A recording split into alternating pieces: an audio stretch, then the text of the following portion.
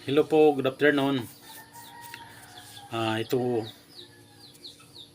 Ito po ang advice ko tungkol po ito sa mga anak na mayroon pang mama, mayroon pang papa. Gusto ko lang pong ma-share ninyo po itong kagaya sa akin na wala ng papa, wala ng mama. Mabuti po kayo kasi kung mayroon kayong problema, pwede nyo tawagan yung mama ninyo sa cellphone kung malayo kayo o papa ninyo. So sana po mahalin nyo mabuti yung magulang po ninyo. Ayaw ko po yung tipo na kagaya sa ibang mga anak, hindi na po na inaasikaso yung parents po nila, pinapabayaan po yung mama nila at saka papa nila. Sa atin, hindi tayo maabot yung mga pangarap natin, hindi tayo ganitong edad natin kung wala po sila. Utang po natin talaga sa magulang natin yung lahat. Kung ano ba ang mga advice po sa magulang natin sa atin, kailangan po na susundin natin. Alam po natin mayroon ding mga magulang na responsable, yung mga tao na walang pag-alam sa mga anak nila. Yung ibig ko po lang sabihin, yung tayong mga anak, no? Kasi mayroon mga anak na hindi lumingon sa kanilang mga magulang. Hindi marunong tumulong. Mas priority pa nila sarili nila.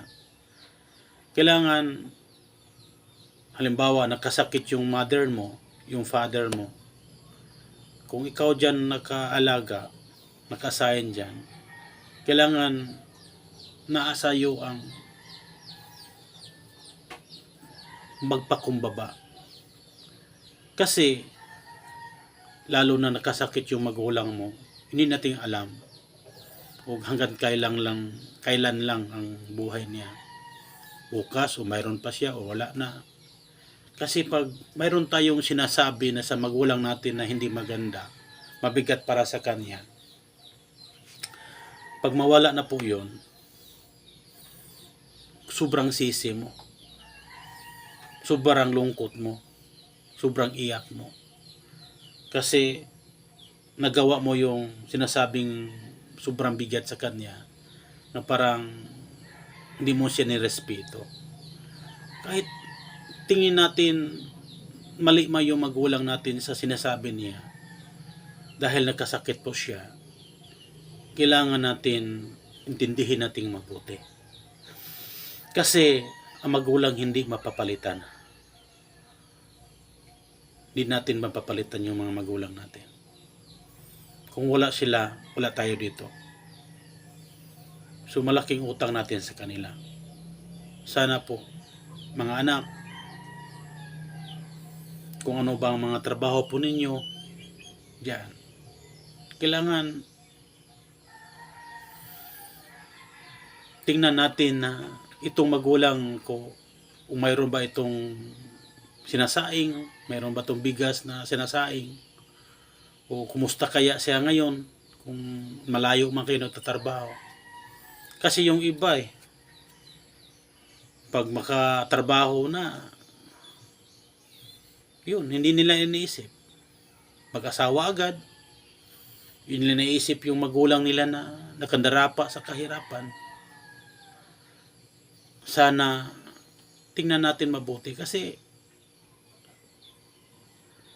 di tayo maabot yung mga pangarap natin kung wala sila. Kung unahin natin yung sarili natin, kailangan match. Kailangan tingnan din natin yung magulang natin. Kasi may edad na sila. Sana po itong advice ko sa atin. Salamat nga kayo, may magulang kayo. Ako wala. Pero masaya ako yung time na kinuha sa Panginoon yung father ko. Dahil ang layo ko po dito sa natirahan ko. Biro mo, Iligan City yung father ko. Municipal of Casuagan, Lanao del Norte. Tapos dito po ako sa Biliran Province, Leyte. Nagtatrabaho, nakatira. Tapos magpatupi yun sa akin, magpakat yun sa akin sa buhok niya, magpagupit sa akin. Biro mo ang layo, yung budget mahigit 6,000 back and forth yun.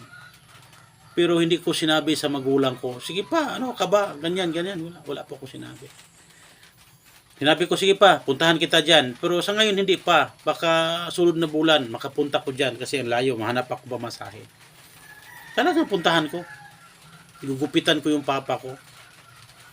Yung time hindi ko nakapunta, tinawagan ko yung kapatid ko na yung pumangkin ko kasi marunong naman magupit. O, pinadalhan kita ng pira, ibigay yung sa lolo mo, tapos gupitan mo yung lolo mo. Hindi pa nga magpagupit sa kanya, hindi maniwala. Yo, tinawagan ko yon.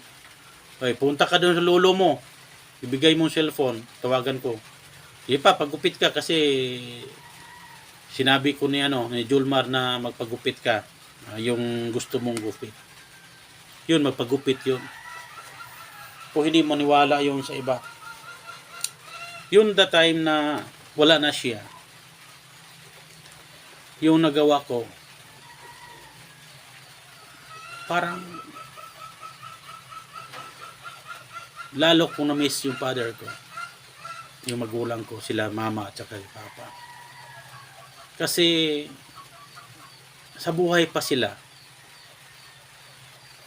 kahit di ko nakuha nabot yung mga pangarap ko dahil kapos sila sa pira, kahit mahirap lang yung mga magulang ko, mahirap lang kami. Po hindi ko po yun sinisisi. Dahil nagpasalamat lang po ako sa kanila. Kung wala sila, wala ako ngayon.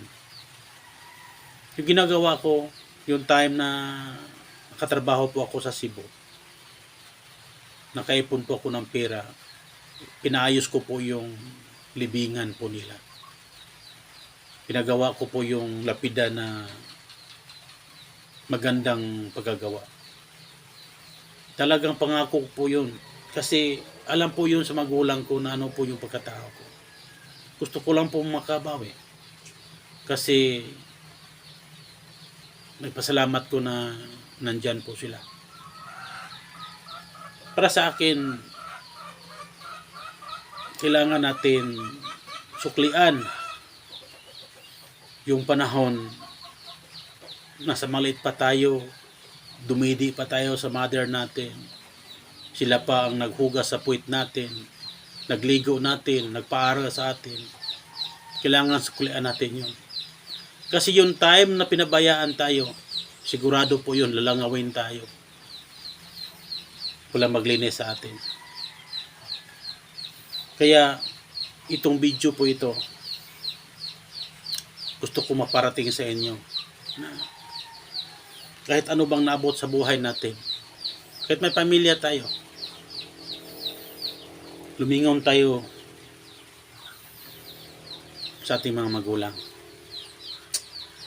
Kailangan may budget din sila sa atin. Kung may pamilya tayo, yun, mag-ipon ka para sa kanila. Para at least man lang di masyado mabigatan sila, lalo na matanda na sila. Naghihirap pa sila. Nagtatrabaho pa. Yung mga matanda na. Siyempre, alam naman natin yung matanda eh. Alam naman natin yung may edad na. Kunting ano lang yun. Lagnat agad.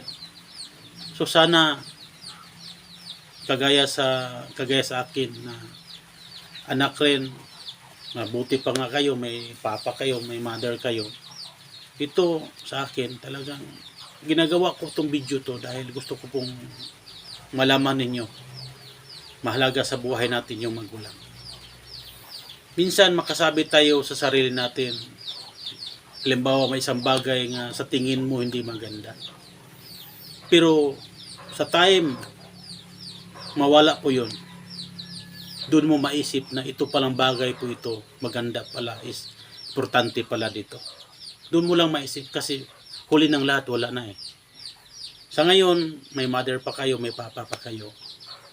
Kailangan pagbigyan po ninyo. Bigyan po yung 100% priority. Hindi po pera. Isa lang part yun. Ipakita mo, respeto mo sila, ginagalang mo sila. Tinatawagan mo sila, pa, kumusta, ma, kumusta?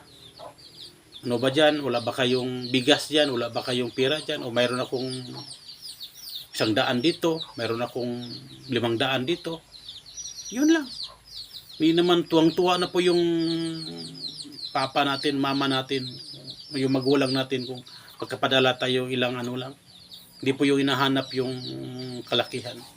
Kung mayroon namang malaki, mas maganda. Ang ibig ko po sabihin, kailangan natin, tingnan natin yung mga magulang natin. Kasi, kung wala sila, wala ka rin dito. Sana, may nakuha po kayong natutunan po dito sa video ko. Lahat pong mga anak dyan, ipikit yung mata ninyo. 5 minutes lang.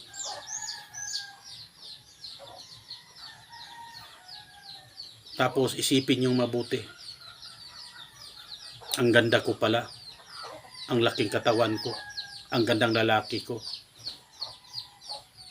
Bakit pinabayaan ko magulang ko?